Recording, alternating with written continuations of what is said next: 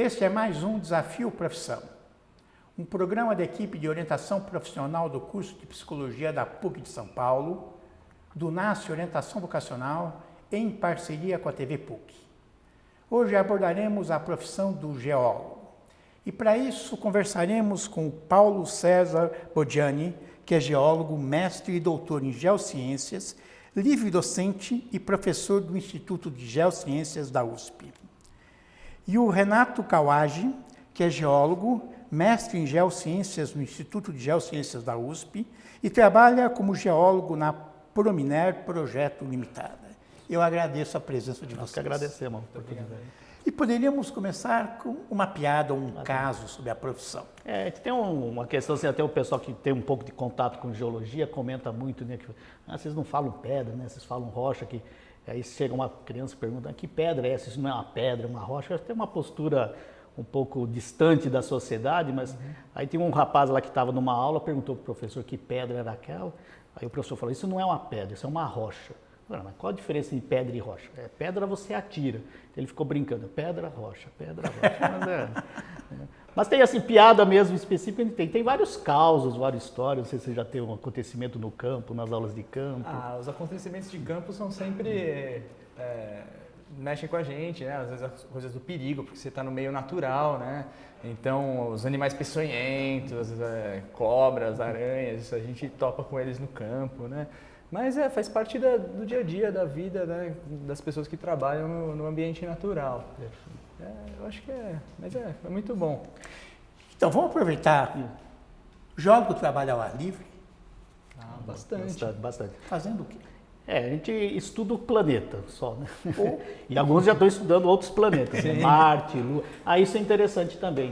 Nas missões de Apolo americanas, todos os astronautas eram militares. Certo. O único civil, quer dizer, não militar, foi um geólogo que pisou na Lua. Porque há interesse de coletar as amostras, ver o que tinha lá, se tinha alguma evidência de vida. Entender um pouco sobre o nosso... E o que é esse trabalho ao ar livre? O que é exatamente? O que ele faz? Olha, a gama de trabalhos da geologia é bastante ampla, né? Então, as pessoas às vezes pensam que nós estamos trabalhando mais com pesquisa mineral exclusivamente, mas não só isso. A gente faz mapeamento, sim, das rochas, mas a gente também pode trabalhar com a água, a questão dos aquíferos, né? A gente pode trabalhar com diversos... diretamente na mineração, quando você vai cuidar de uma frente de lavra. Né? Então, tem diversos tipos de trabalho de campo que a gente pode fazer. O trabalho assim mais estritamente geológico seria o mapeamento geológico mesmo, que é você caminhar e descrevendo os tipos de rocha que você vai encontrando e marcando no mapa cada ponto onde você encontrou essas rochas. E você acaba formando um mapa aí para entender melhor o que está acontecendo na superfície, né? Até tem um geólogo da Petrobras, ele comentava assim que, em termos de profissão, né, fazer a divulgação da profissão, não é uma profissão para ficar rico, né? Se quiser ficar rico, vai fazer medicina ou advocacia. Mas ele falou, ele quis fazer geologia porque ele queria viajar. E viajou muito. Ele disse que parou de marcar viagem nacional quando chegou nos 500. Ele foi para a Sibéria. Eu mesmo tive a oportunidade, eu tinha um sonho, eu fui para a Antártica, que são viagens que só é possível com a geologia. E agora que o mercado está aquecido, né, tem muito geólogo trabalhando, tem muitas contratações, é muito comum você encontrar os colegas geólogos no aeroporto. Com certeza. Mas o geólogo estuda a paisagem igual o geógrafo? Qual é a diferença? Eu acho que aí é uma questão assim, eu gosto de mostrar um exemplo, que o geólogo pensa o meio ambiente por inteiro. Porque tem essa visão da superfície, que a paisagem que está mais para o geógrafo, mas o geólogo vê em profundidade, em 3 dimensões, com uma 4ª dimensão, que é o tempo. Porque a hora que você olha uma paisagem, a gente entende como que ela evoluiu no tempo, desde a formação daquelas rochas, todos os processos que ocorreram, e a partir desse modelo que a gente tem noção de saber onde que pode ter uma mineralização, onde pode ter um problema ambiental, de escorregamento, um problema voltado a uma obra de engenharia ou ponte e tudo mais. Com certeza. Eu acho que para complementar isso também, o geólogo é muito mais próximo, eu acho, da formação do antigo naturalista. A gente tem uma visão de terra, de planeta, muito mais ampla do que a maioria, acho que, dos cientistas das ciências naturais. Porque, na verdade, tudo cresce em cima do substrato, que é o que a gente estuda, né? Então, você precisa ter uma certa noção de biologia, porque você precisa reconhecer um fóssil numa rocha se você encontrar alguma coisa desse tipo. Você precisa ter uma noção de botânica, porque muitas vezes algumas espécies de plantas nascem em cima de solos que são específicos de um tipo de rocha. E outras espécies de plantas não. Então, a gente tem que ter uma gama de conhecimentos das ciências naturais muito ampla. Então, eu acho que a gente está mais próximo de um naturalista, de um cientista da Terra mesmo. Por que é importante estudar, não vou falar pedra depois do seu exemplo. Pode falar, é pedra. Por que é importante estudar a rocha? Porque aí ela conta histórias para a gente, né? Então, a gente pega, às vezes, para um granito, né, que é uma rocha que tem uns determinados minerais. A gente sabe que aquela rocha ela se formou por consolidação de magma a 30 quilômetros de profundidade. Então aí a gente entende como é que ela chegou na superfície. Tem todo um processo de erosão que foi tirando o que tinha por cima e aquela rocha aflorou. Então ela conta a história dela. Quer dizer, deixa eu ver se eu entendi. E a Terra? Quer dizer, terra é rocha... O solo. Solo. Porque o que a gente chama vulgarmente assim, de terra é o solo, né? O solo é o apodrecimento da rocha. Então ela se altera em função do clima, né? Chuva, a alteração com a temperatura, e a rocha, os minerais vão se transformando em argila, em outros minerais, e formam o solo. E por isso que ele vai trabalhar, por exemplo, na área de prevenção de acidentes naturais. Exatamente. É isso? Também. Área de prevenção de acidentes naturais, né? Ele é capaz de prever... Os riscos geológicos, né, que a gente fala, né? Onde pode correr um escorregamento e prejudicar uma comunidade. Então tem essa função social também muito importante e até planejar o crescimento de uma cidade. Claro. Onde você pode fazer estradas, onde você pode construir um conjunto habitacional. Inclusive uma área que eles fazem a exigência de um loteamento muito grande, tem um laudo, né, geológico, se aquela região tem condições de receber aquelas obras sem problema nenhum. E sem falar da toda a parte geotécnica, né? Para você construir qualquer prédio de grande porte, você precisa ter noção da resistência do solo, da resistência do material rochoso onde você vai colocar o seu alicerce, né? Então tudo isso faz parte também da profissão do geólogo. Existe, pelo menos eu estive observando na internet, um profissional chamado engenheiro geológico. É diferente ou é apenas um nome? Eles colocam como engenheiro geólogo. Geólogo, Ela não tem assim... É porque o geólogo ele está dentro da área das engenharias. A gente tem a profissão regulamentada, a gente tem um CREA, né, que é o certificado... Junto com os engenheiros. Junto com os engenheiros. Conselho Regional de Engenharia, porque agora a arquitetura saiu, né? Isso, exatamente. Então ele está dentro desse enquadramento. Agora, por exemplo, Ouro Preto é um curso de engenharia geológica. Foi o primeiro. É o primeiro e tem algum outro, acho que só lá, né? Não sei se tem. Mas até uma vez tem um colega nosso, o Paulo César Soares, um professor, ele deu uma diferença interessante, porque o engenheiro ele trabalha com processos, com transformação. Então, tudo bem, você pode ter um curso de engenharia geológica, mas ela estaria voltado mais a questões de engenharia mesmo, de transformação, beneficiamento de minério, tratamento, alguma coisa do tipo. O geólogo, ele está mais parecido como o biólogo e tudo mais, que inclusive o nosso curso é um curso de bacharelado. Então ele fica mais no âmbito da ciência mesmo, né? O engenheiro é onde entra mais o engenheiro de Minas também, né? Que o engenheiro... Eu ia perguntar isso, a diferença. O engenheiro de Minas é bem diferente do geólogo. O engenheiro de Minas, se você mostrar uma rocha para ele não sabe classificar. Sei. Mas se você falar, olha, isso aqui é um minério de ferro que tem tantos por cento de ferro, ele vai pegar esse minério e vai saber colocar numa planta ideal para transformar ele num minério beneficiado, ele vai saber fazer o desenho da cava para manter a estabilidade daquilo. Para extrair. Para extrair com segurança, ele vai saber fazer uma cava subterrânea. Então o atributo do engenheiro de Minas é muito mais a exploração prática do que realmente reconhecer em campo, amostrar e entender a disposição dos minérios na superfície. Quer dizer, entre aspas, ele descobre. O geólogo descobre. O geólogo, isso que eu queria falar. O engenheiro de Minas ele diz como vai tirar o minério. E como beneficiar. O tratamento. Eles entendem muito mais de máquinas, né, de equipamento, e as detonações, ele que faz o planejamento. Pré-sal. Né? A gente tem visto que o geólogo é um profissional. Inclusive, até essa é uma outra curiosidade. Tem um jornalista que comentou que os geólogos pensam o mundo de cabeça para baixo. Porque todo mundo achava que você vê uma estrutura, você tem o oceano, um pacote de sedimentos, a camada de sal e outro pacote de sedimentos. Aliás, todo mundo descobriu que tinha um pacote de sal ali, uma camada de sal. E eles achavam que o petróleo estava em cima do sal. Inclusive, o geólogo facilitaria isso e falasse embaixo do sal e acima do sal. Isso. E por que ele fala pré-sal? Porque a gente pensa sempre numa coluna, numa sucessão de camadas, do mais antigo para o mais novo. Exatamente. Então, o pré-sal ele está abaixo do sal. Ele foi depositado antes do sal. Agora, por isso que é pré-sal. Exatamente. Né? Porque Exatamente. a nossa ótica No seria tempo. antes do sal, mas na verdade antes do sal, de baixo para Ou embaixo do sal, facilitaria, né? Quer dizer, nós estamos usando termos da geologia sem saber. Porque esse foi um termo colocado pelos geólogos da Petrobras, né?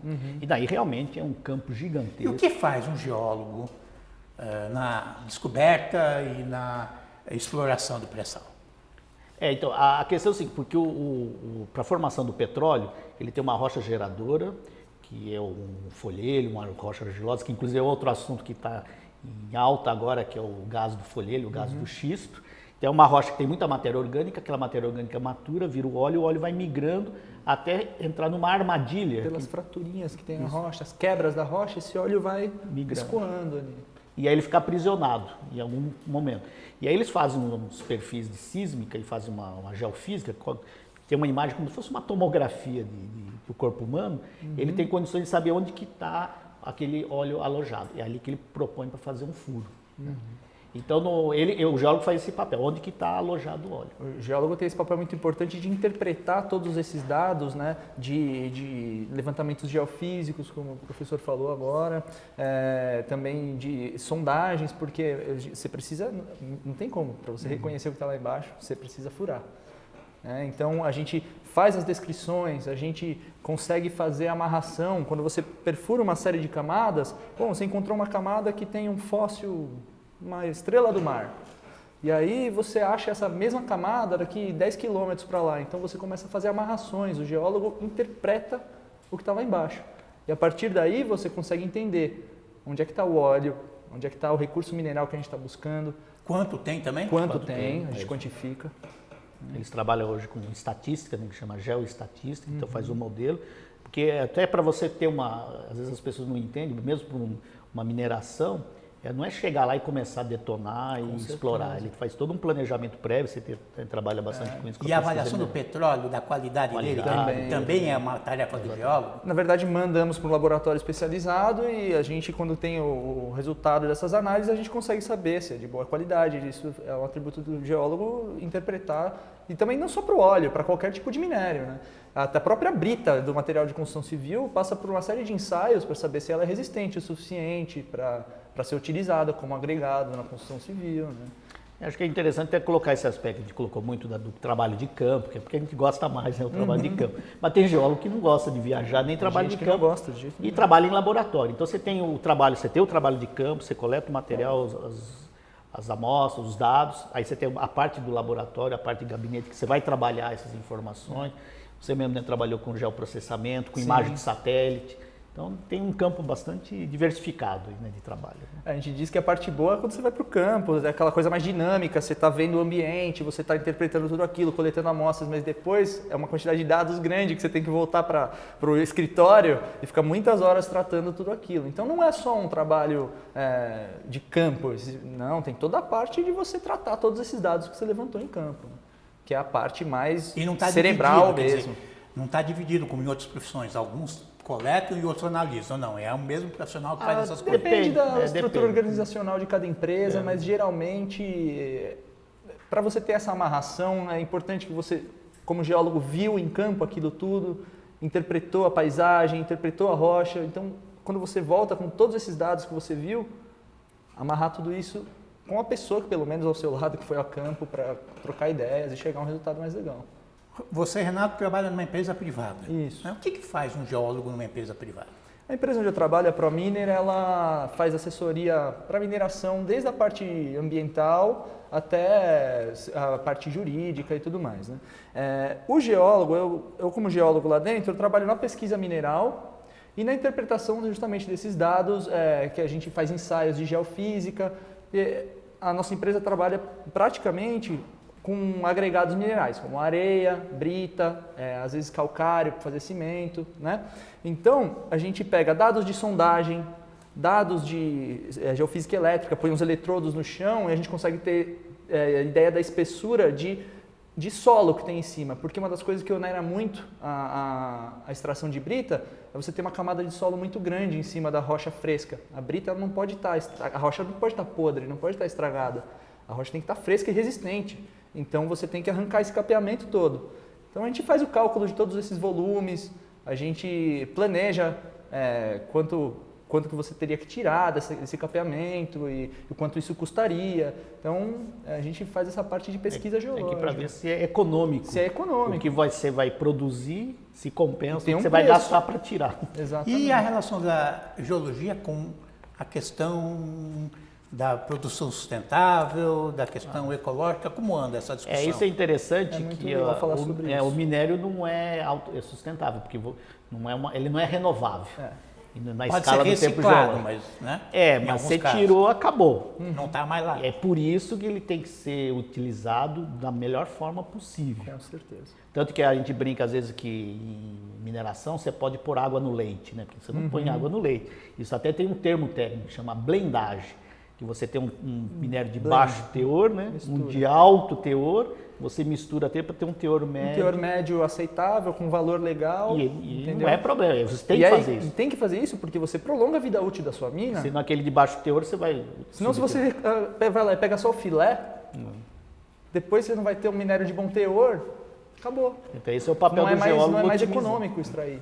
Otimizar essa área. Mas tem, aí é uma pergunta de leigo, tem coisas a ser descobertas ainda no Brasil? Não temos tem satélites e já tudo mapeado? No mundo No mundo ainda tem muita coisa e no Brasil principalmente os nossos mapeamentos básicos de geologia ainda são bastante defasados, né? Amazônia. A Amazônia é uma dificuldade enorme. Eu acho que o maior esforço que foi feito ainda foi o Radam Brasil, Exatamente. né? Que com a ajuda do exército mesmo, porque você precisa de um aparato todo, você precisa levar uma pessoa de helicóptero, uma equipe, você precisa montar um acampamento. Como é que você vai pesquisar no meio da mata, entendeu? É complicado. Ainda mais que na Amazônia você tem uma cobertura de material sedimentar, areia, então você não vê nada por cima, e aquela vegetação. As rochas, nós dizemos, não afloram.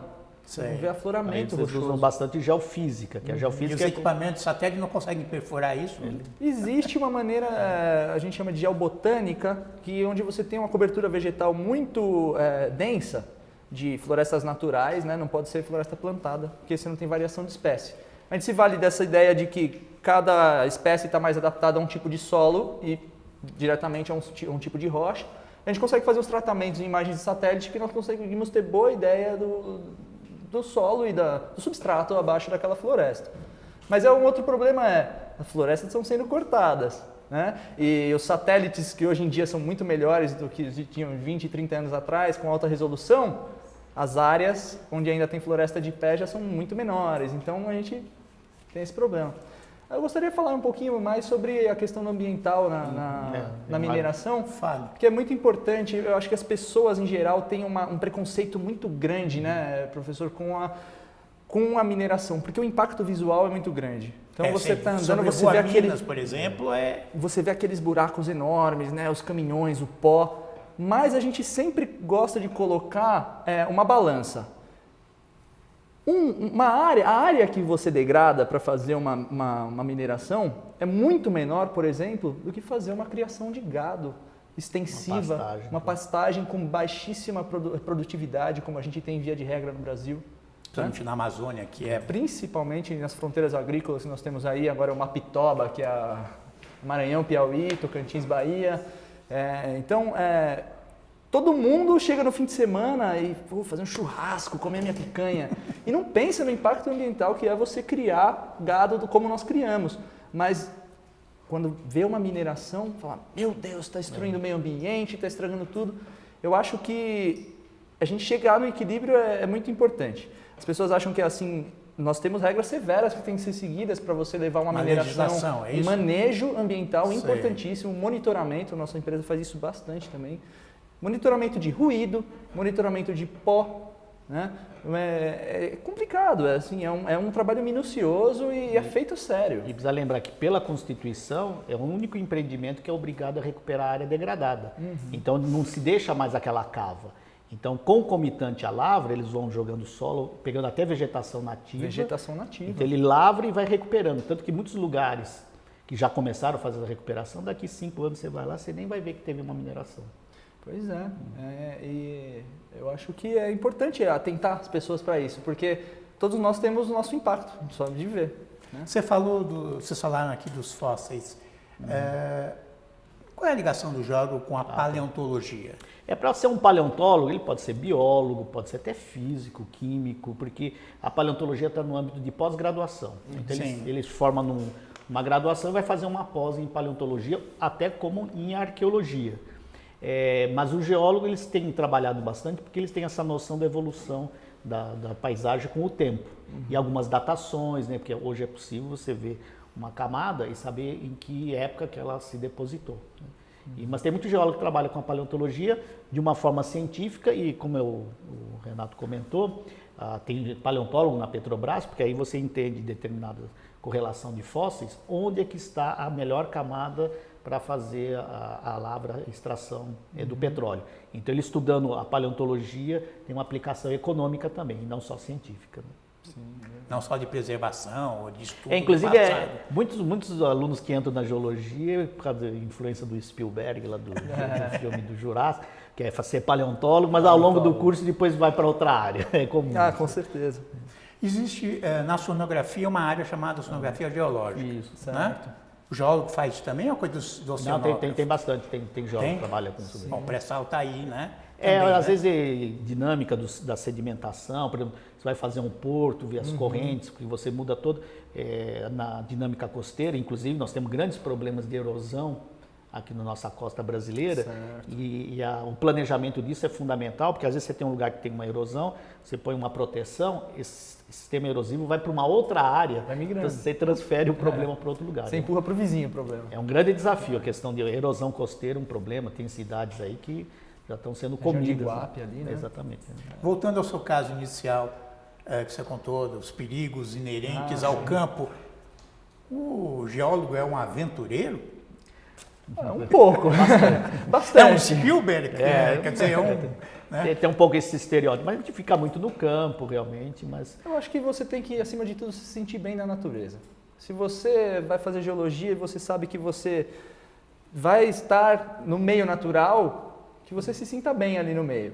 E que você respeite a natureza, porque você está suscetível a tudo aquilo que pode acontecer. Então, usar o equipamento de segurança, usar uma perneira se você vai passar num capinzal, usar sempre bota, né? Se proteger com mangas compridas no campo. Hoje a situação de trabalho melhorou muito, até é interessante comentar, que eu tive na época, em 84, quando me formei, às vezes o pessoal ficava 1 ano na Amazônia em acampamento.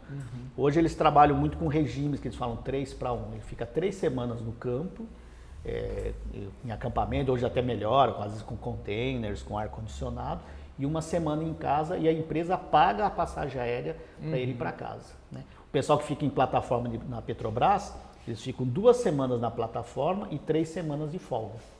Então, tem na plataforma em especial é um trabalho muito estressante. Exatamente. Porque é corrido, né? São turnos de 18 horas, né? Vira turnos e você está dentro de um cubículo de metal, né? Então tem todo esse fator psicológico também que afeta a pessoa bastante. Até eles comentam que essas 2 semanas demora para passar e as 3 semanas de folga passam muito rápido. Passa voando. Igual férias aí. Exatamente. Eu vi no seu histórico que você trabalha com formação de guias turísticos. Exatamente. Isso é uma linha... O que um geólogo faz com porque formação de guias turísticos? Uma área que está crescendo muito no mundo e no Brasil é o geoturismo. Geoturismo. Porque hoje com o ecoturismo as pessoas procuram caverna, Chapada Diamantina, até essa questão da mineração, da mineralização. Então a gente tem focado no trabalho, dar essa formação geológica para os guias de turismo, para que os guias de turismo peguem aquelas informações e passem para os turistas, né? Porque o turista, o ecoturista, ele não quer ir lá só diversão, ele quer conhecer, saber do meio ambiente, como é que aquilo se formou, né? E tudo mais. E articular a criação de geoparques também. Exatamente, né? É uma nova figura nova que no mundo está crescendo bastante, que é utilizar esses recursos que nós temos da geologia. Por exemplo, tem uma região que de repente tem umas pegadas de dinossauro belíssimas, numa região com uma certa pobreza, sem condições econômicas de trabalho. Então, de repente, você leva turistas lá, como chamariz daquela pegada de dinossauro, e cria, de repente, o artesanato local, hospedagem, convivendo as pessoas da região. Eu posso concluir, pelo que vocês falaram, que o mercado de trabalho de geólogos está favorável. Hoje, nunca como. Sim? Bastante. Isso dá para. Antigamente, a gente falava da profissão, todo mundo ficava maravilhado, porque era interessante, mas não tinha emprego. A gente ficava até com receio de recomendar. Hoje, eu recomendo sem hesitar. Que, além de ser uma profissão gratificante, proporciona muitas viagens, contato com os lugares incríveis, o mercado está bom, o salário está bom e as condições de trabalho, como eu coloquei para vocês, antigamente o pessoal ia de ônibus para a Amazônia, ficava um ano lá, hoje fica lá 3 semanas no acampamento, uma semana de folga, vem com um avião, todo o conforto, toda a segurança. É bom. Vale a pena. Eu agradeço a participação de vocês. Muito obrigado. E até o próximo Desafio Profissão.